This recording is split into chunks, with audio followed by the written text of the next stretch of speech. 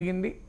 ఆ అసంతృప్తిని బీజేపీ బ్రహ్మాండంగా క్యాచ్ చేసుకుంటున్న సమయంలో జాతీయ నాయకత్వం కారణం లేకుండా బండి సంజయ్ని పక్కకు పెట్టేశారు. లేకపోతే బీజేపీ పరిస్థితి చాలా బాగుండేది. అసలు ఈవెన్ కాంగ్రెస్ అధికారంలో వచ్చేదో కాదో తెలియదు, హంగచ్చేదో ఏమయ్యేదో.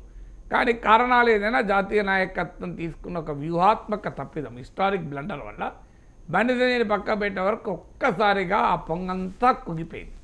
దాంతో ఏమైంది, బీజేపీ పట్ల తీవ్ర అసంతృప్తి పెరిగింది. కానీ కేసీఆర్ పట్ల సంతృప్తిగా మారదు కదా అది. కేసీఆర్ పట్ల అసంతృప్తి అలాగే ఉంది. ఏం చేయాలి ప్రజలు? కేసీఆర్ పట్ల కోపంతో ఉన్నారు, బీజేపీ పట్ల నమ్మకం కోల్పోయారు. ఏం చేశారు? ఆటోమేటిక్గా కాంగ్రెస్ వైపు తిరిగింది. తెలంగాణలో, ఆంధ్రప్రదేశ్లో కూడా రేపు ఏమవుతుందంటే అపోజిషన్ స్పేస్లో మరో ప్లేయర్ లేకపోతే ఆటోమేటిక్గా ఒకవేళ కూటమి కనుక మంచి పాలన ఇచ్చి చంద్రబాబు నాయుడు మంచి ప్రజల్లో సంతృప్తి పొందితే ఆయనే మళ్ళీ వస్తాడు. అది రాకపోతే అసంతృప్తి కనుక పెరిగితే ఆటోమేటిక్గా ఏం జరుగుతుంది అంటే బై డిఫాల్ట్ జగన్కు అడ్వాంటేజ్ అవుతుంది. సో ఆయన ఎంత వీక్ ఉన్నా, ఆయన ఏం చేసినా కూడా ఈలోగా మరి ఇంకా రాజకీయ పరిణామాలు ఏమవుతాయి, భారతీయ జనతా పార్టీ ఏం చేస్తుంది, ఇక్కడ పవన్ కళ్యాణ్ ఏం చేస్తాడనేది మనకు క్వశ్చన్ కాదు. కానీ బీజేపీ ఏం చేస్తుందంటే బీజేపీ ఏం చేసిందో దేశంలో చూడండి. తమిళనాడులో ఏం చేసింది, ఏడీఎంకేతో కలిసి ఉండి ఏడీఎంకే ఇక పుంజుకుంటలేదు, డిఎంకే గట్టి పోటీ ఇచ్చే పొజిషన్లో లేదు అని ఎప్పుడైతే గమనించారో వెంటనే ఏడీఎంకేతో తెగదెంపులు చేసుకున్నారు, సొంతగా పోటీ చేశారు, చిన్న చిన్న పార్టీలను కలుపుకున్నారు, 11% ఓటింగ్ తెచ్చుకున్నారు. ఇది తమిళనాడులో జరిగింది. మీరు మహారాష్ట్రలో ఏం జరిగింది, శివసేనతో విడగొట్టుకున్నారు, శివసేనని చీల్చారు, ఎన్సీపీని చీల్చారు, కొత్త కూటమి కట్టారు.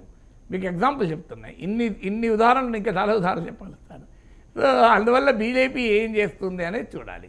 బీజేపీ 5 ఏళ్ల పాటు చంద్రబాబు నాయుడు ప్రభుత్వంలో భాగంగా ఉండి సుస్థిరమైన చంద్రబాబు పాలనకు సహకరిస్తుందా, లేదా 2 ఏళ్లకో 3 ఏళ్లకో ఎప్పుడైతే చంద్రబాబు నాయుడు పట్ల అసంతృప్తి కనుక పెరిగితే, ఇది కూడా కండిషన్, పెరిగితే, పెరగకపోతే గొడవే లేదు, పెరిగిందనుకోండి, అయ్యో తామెందుకు బిల్లు కట్టాలి, టీడీపీ పట్ల ఉన్న వ్యతిరేకత అనే భావనతో బీజేపీ కనుక బయటికి వచ్చి, పవన్ కళ్యాణ్ కనుక బయటికి తీసుకొచ్చి అపోజిషన్ స్పేస్లో వాళ్ళే కూర్చున్నారు అనుకోండి, అప్పుడు జగన్కు పెద్ద ఛాలెంజ్ అవుతుంది. అంటే కాంగ్రెస్కి ఏ రకంగా బీజేపీ అపోజిషన్ స్పేస్ ఆక్రమిస్తే తెలంగాణలో కాంగ్రెస్కి ఎట్లా నష్టమైందో అవుతుంది.